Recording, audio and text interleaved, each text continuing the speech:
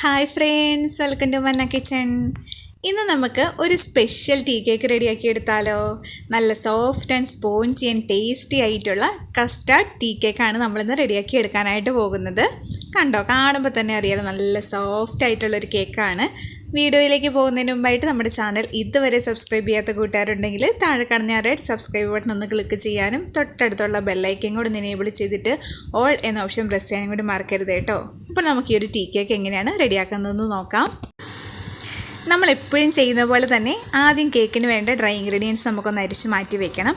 അതിനായിട്ട് അരിപ്പയിലേക്ക് ഒരു 1/3 കപ്പ് മൈദ ഇട്ട് കൊടുത്തിട്ടുണ്ട്. ഇതിലേക്ക് ഒരു 1/4 കപ്പ് കസ്റ്റാർഡ് പൗഡറും കൂടി ഇട്ട് കൊടുക്കാം. 1 ടേബിൾ സ്പൂൺ പാൽപ്പൊടി കൂടി ഇട്ട് കൊടുക്കാം. പിന്നെ 1 ടീസ്പൂൺ ബേക്കിംഗ് പൗഡറും 1 പിഞ്ച് ഉപ്പും കൂടി ഇട്ടിട്ട് നമുക്ക് നരിച്ചെടുത്തതിന് ശേഷം മിക്സ് ചെയ്ത് മാറ്റി വയ്ക്കാം. ഈ ഒരു കേക്കിലേക്ക് ബേക്കിംഗ് സോഡ ചേർത്ത് കൊടുക്കേണ്ട ആവശ്യമില്ല, ബേക്കിംഗ് പൗഡർ മാത്രം ചേർത്ത് കൊടുത്താൽ മതിയാവും.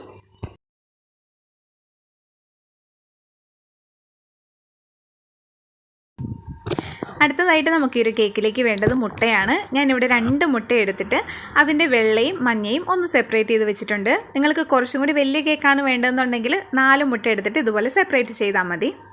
ആദ്യം നമുക്ക് ഈ മുട്ട വെള്ള ഒന്ന് ബീറ്റ് ചെയ്തെടുക്കണം.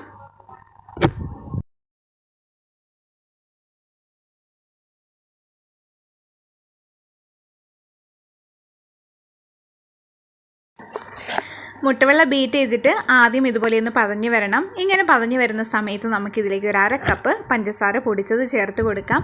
ഒരു 2 തവണയായിട്ട് ചേർത്ത് കൊടുത്തിട്ട് നല്ല ഫ്ലഫി ആകുന്നത് വരെ ഒന്ന് ബീറ്റ് ചെയ്തെടുക്കണം.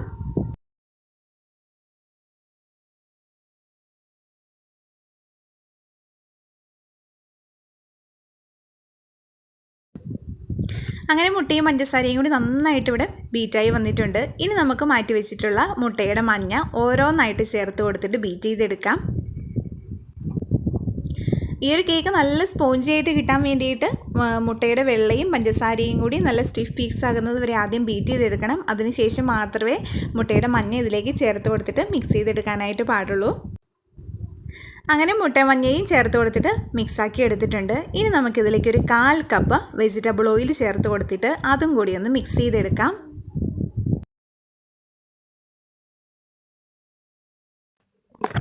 ഇപ്പോൾ നമ്മുടെ വെറ്റ് ഇൻഗ്രീഡിയൻസ് ഒക്കെ ഇവിടെ റെഡിയായി. ഇനി നമുക്ക് അരിച്ച് വെച്ചിട്ടുള്ള ഡ്രൈ ഇൻഗ്രീഡിയൻസ് ഒരു 2-3 തവണയായിട്ട് ചേർത്ത് കൊടുത്തിട്ട് കട്ടയൊന്നും ഇല്ലാതെ മിക്സ് ചെയ്ത് കേക്കിൻ്റെ ബാറ്റർ റെഡിയാക്കി എടുക്കാം.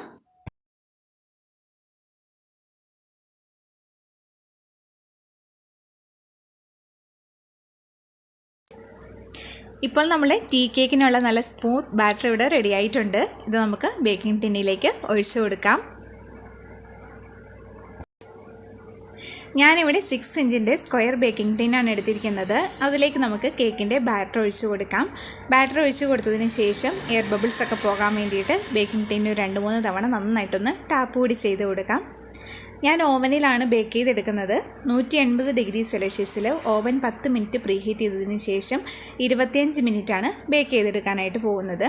ഓവൻ ഇല്ലാത്തവർക്ക് കുക്കറിൽ വെച്ചിട്ടും സോസ് പാനിൽ വെച്ചിട്ടൊക്കെ ഈ ഒരു കേക്ക് ബേക്ക് ചെയ്തെടുക്കാവുന്നതാണ്.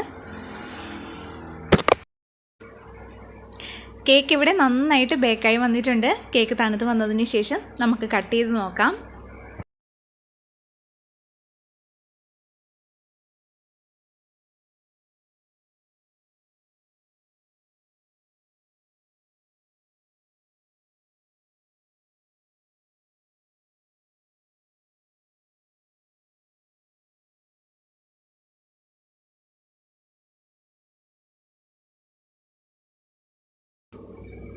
ഇപ്പോൾ നമ്മുടെ കേക്ക് ഇവിടെ നന്നായിട്ട് തണുത്ത് വന്നിട്ടുണ്ട് കേട്ടോ. നല്ല സൂപ്പർ സോഫ്റ്റ് കേക്കാണ്.